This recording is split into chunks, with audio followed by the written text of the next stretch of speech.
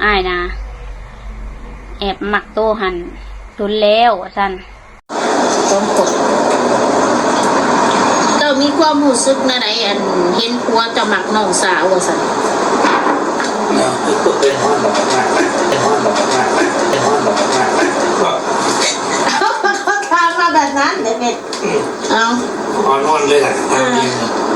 ว่าอันเจ้ามีความรู้สึกในไหนว่าผัวเจ้าหมักน้องสาวเจ้าแหละได้ผัวคนเดียวกันกับน้องมีความรู้สึกแบบใดสั่นตอบแน่เด้อเฮ็ดคลิปตอบแน่ว่าสั่นกันหากระสางเมลมาใหม่ดอกพี่น้อง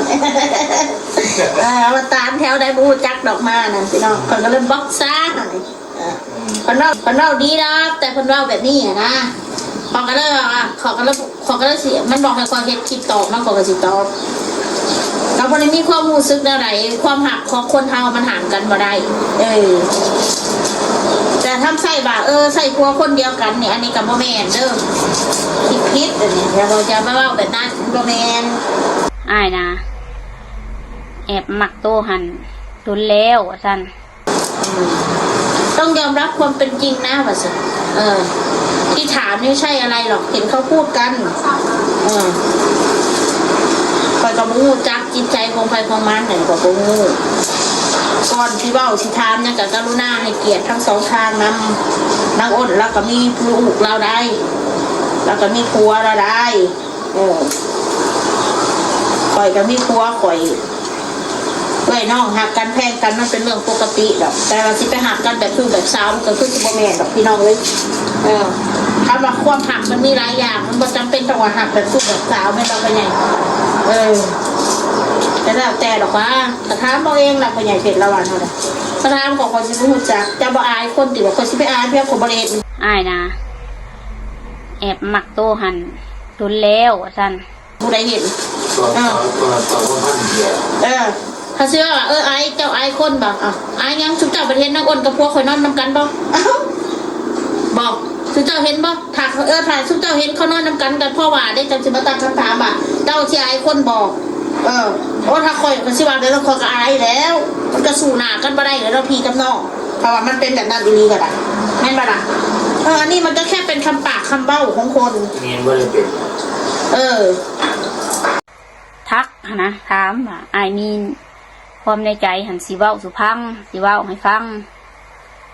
อันจังได้อ้ายกับสีเว้าบนเราจังซี่หันบ่ได้เว้านี่บ่ได้บนเรานี่มือนั่นนะต้องได้เว้าสุพัง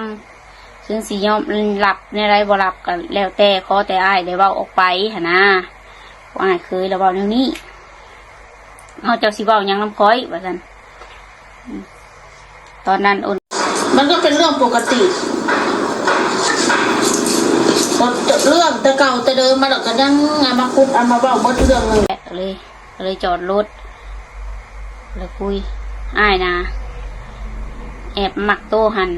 ตุนแล้วสั่นแต่ว่าให้ขอให้อ้ายเดี๋ยวว่าออกไปหันได้บ่สั่นจังสั่นจังสี่นะแล้วก็ว่าไปแนวนั้นผู้ไอ้เคยเว้าถามปัญญาโอนดิสมัยนี้เขาเข่าซ่ากันไปแล้วมันก็เป็นผู้สาวแล้วอายุจนแบบสี่เข่า40บาทผู้ใดก็ได้มีลูกมีผัวเต็มบ้านเต็มเมืองเลยลูกหลานก็ได้คอย46แล้ว46ปีนะถามว่าเจ้าที่อายเจ้าอายคนอยู่บ่จะมีความรู้สึกอายอยู่บ่จะมีผัวคนเดียวกันกับน้องเจ้าก็สั่นโทกูก็บ่ฮู้แล้วอันน่ะเพราะว่ากูบ่ได้เคยเจอมาโตสั่นกูเลยบ่มีความรู้สึกนั่นพี่น้องเอ้ยไปรู้ไว้ผ่านเป็นรุ่นที่คนหนักคนหามเลยถามมาได้เนี่ยได้คิดได้ตรงไหนถ้าผัวข่อยหักน้องข่อยเขาเอากันแล้วเขาสิมาเอาข่อยซะบ่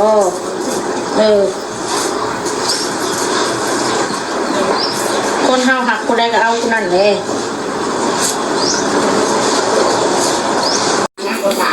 ลูกสิ้นจามหัวใจฮ้อนดอก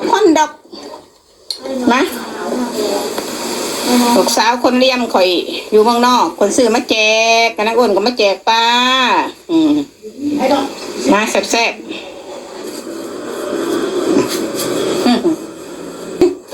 ลูกสิ้น ลูกสาวคนเลี้ยงอยู่นอกซื้อให้นางอ้นมาแจกปลามอน เบิ้ง พี่ไอ้น้ามานั่งพี่เจ้าแต่คุณแม่บอกกินให้ลูกกินตังเพราะว่ากินกาแฟแรงเลยกินแล้วไปจี้นะ สบายดีพี่น้อง กินลูกกาแฟ ขอแรกนำกันสำหรับพี่ขอโทษ เปลี่ยนราคาเปลี่ยนพี่น้องก็เห็นก็ให้ทำได้แต่เห็นอากาศเย็น แล้วก็เห็นหน้าสองหนุ่มแล้วพี่น้องเขากล้องแล้วแม่เหมือนนะคะฮะ จินตลาดด้วยกันเนี่ย ซีนนั่นFC เพิ่นอุดหนุนอ้นน้อย ให้แจกคนเนี่ยอ้นน้อยแล้วก็เซิร์มาให้แม่สุดหนึ่งแจกกันคนงานอยู่ข้างๆหันแน่ ชุดหนึ่งมาเลย 40 กว่าพันหน่อยเมื่อกี้นะ มีไหน 40 ไปพัน มาพี่น้องมา คนละกินกาแฟเราคนละอิ่ม ที่นี่ ขอบใจเด้อเลี้ยมเด้อขอบใจเด้อหลาเด้อลูกสาวคนงามแม่ได้กินลูกซีนฮอนดอกอันซื้อมาอุดหนุนแล้วก็ก็ ของปลูก มาให้แน่เพราะว่า ของ คนงานอยู่ข้างๆนะเพิ่นเมื่อแล้วเพิ่นก็ให้ข้างๆอันแน่เมื่อแล้วแล้วก็เพิ่นที่อันนี้ก็ไม่เหลือก็เลยให้แม่ม้อนสุดหนึ่งให้แม่แก้วสุดหนึ่งแม่แก้วกับเพื่อนแม่ม้อนนี่แหละ มันเลยวันสั้นมันเลือกกินเลยอะไรเนี่ย บ่แม่นมันเหลือกินแบ่งเป็น4 สุดให้ไปแจกคน4 สุดไปแจกคนงานคือเฮ็ดเพื่อนในข้างนั่นเพื่อนน้อยๆนี่เด้แน่ยังเหลือ2 สุดแต่ก็สุดอันนั่นแล้วก็เลยมาให้แม่นี่ก็ให้แม่แก้วหมู่เขาเองนี่แหละนี่นะคะแล้วมาลิ้นนั่นก็เลยก็ซบก็เลยอ่ะบ่มีผู้ให้ก็เลยให้ข่อยนะกับแม่แก้วอันนี้ค่ะไม่ได้ซื้อให้เจ้ากิน ตอนนี้บ้านน้อยกินแล้วครับ เจ้าไปจัดกระบูกินแล้วนะแม่มาให้กินแล้วกิน แซ่บไหม แซ่บบ่ เนี่ย อันนี้แก้วกินอันนี้ลูกซีนอันนี้แก้วกินอันจังเข้าใจ เอาไปว่า什么？好什么？好什么？什么？好什么？